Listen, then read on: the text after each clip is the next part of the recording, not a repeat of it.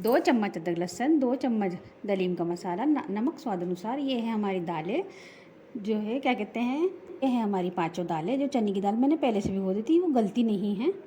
और ये है गेहूँ उबले हुए, रात भर मैंने इनको भिगो दिया था। 1.5 कप गेहूँ है ये दलीम के, और उसी धो के उसी पानी में मैंने सुबह नमक डाल के उबाल लिया इनको। यहाँ मैंने चिकन लिया है ½ kg। अब मैं इसका मसाला तैयार करूँगी।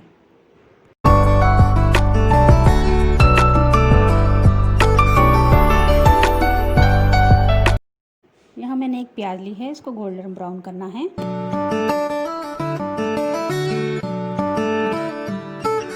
ब्राउन होने के बाद चिकन डाल देंगे।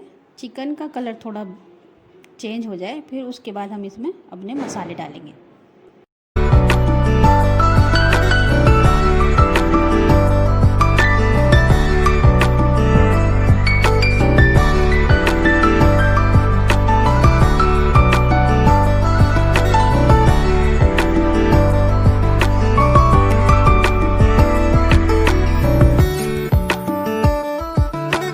आप मेरी वीडियो देखते तो हैं, सब्सक्राइब नहीं करते आपको यहाँ स्क्रीन पे दिख रहा होगा, आप मेरी वीडियो सर्च करके देखते हैं।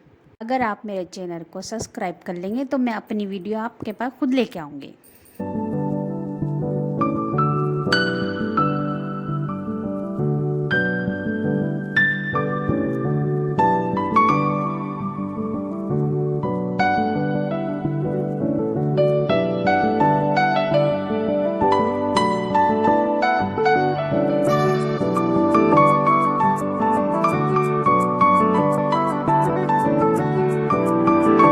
अब इसको हम हल्की आंच पे पकाएंगे 10 मिनट तक।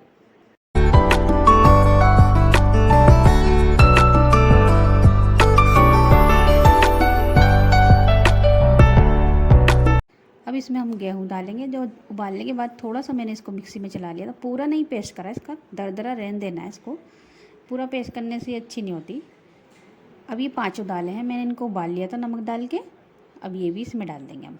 अब इसको सब चीज़ों को मिलाकर और हम पकाएंगे। इसमें पानी डालेंगे। पानी डालने के बाद इसको पकाएंगे हम 15 मिनट तक।